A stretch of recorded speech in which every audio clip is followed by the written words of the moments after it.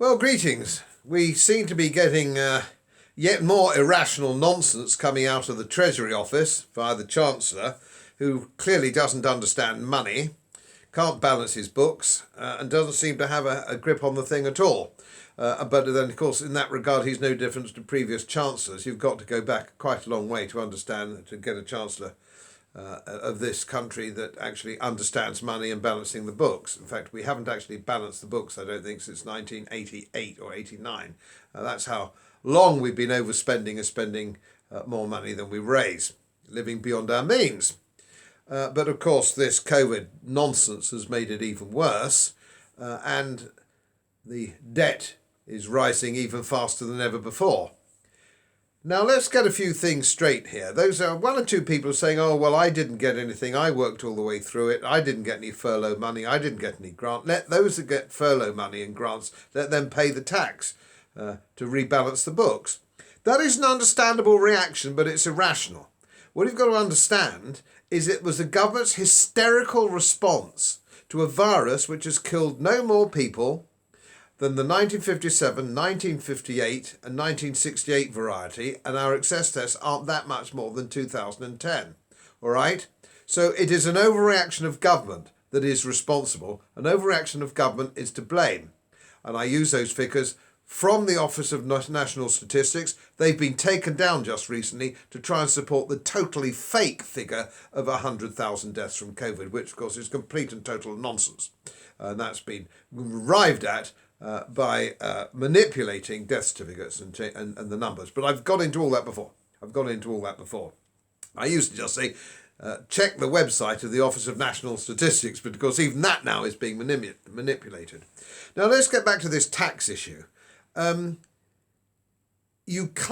government can't close down the self-employed small business or medium-sized business without some form of compensation. Otherwise, they're not going to reopen. It would have been an even bigger disaster than that we're already facing. So people who are suggesting that this is they should be repaying the tax are quite misguided. They didn't want this. They didn't want furlough. They didn't want grants. They just wanted to be able to work, and the government closed them down, and the government must pay. But of course we know that the government doesn't have any money. The government has no money. So they can only pay with money they actually take off the wealth creating sector. So here's my solution in order to get back to balancing the books. First of all, we need to stop high-speed rail. That's 100 billion. We need to cut the quangos, on which we spend 250 billion pounds a year. We give 12 billion pounds a year in foreign aid. All that's got to stop. That's got to stop. We have index-linked public sector pensions, which are totally unaffordable, unattainable in the private sector. They're costing us billions and billions and billions of pounds a year. That has to stop.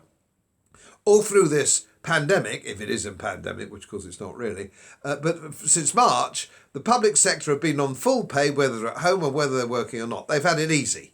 They've had it very, very easy. They've had plenty of gravy. They've done very, very little indeed. And even the teachers still aren't back at work. So they're the ones that are going to have to pay. They are the ones that are going to have to pay. What I would suggest is a surcharge on all those in the public sector on their income tax of 5, 6, 7%, whatever it is, until we've rebalanced the books again and we can come out of this recession. You cannot tax an economy into prosperity. It's Janet and John, book 1 of economics, which of course the Chancellor doesn't seem to have read. You can't do it, and we will end up in a depression if we're not careful. Tax stifles economy growth. It just stifles it. We can't do that. So we've got to take the tax off the non-wealth creating sector. We've got to stop wasting money. And we've got to be a little bit more honest about how we present our accounts at the budget. And public sector pensions needs to be in there.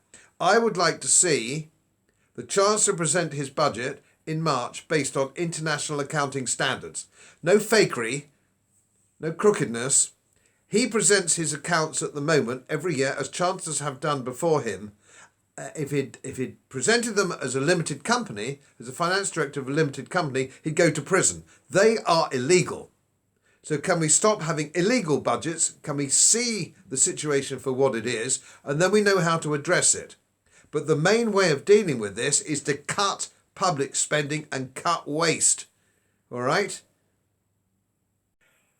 As most of you know, my work is very heavily independently research based, and I get my information from all over the world. It would help if you press the subscribe button and the little bell next to it, because the more subscribers I have, the more likely it is that international independent research institutes will share their material with me. It's most helpful, and then of course I automatically share it with you. So, surprise, won't cost you anything. Thank you very much.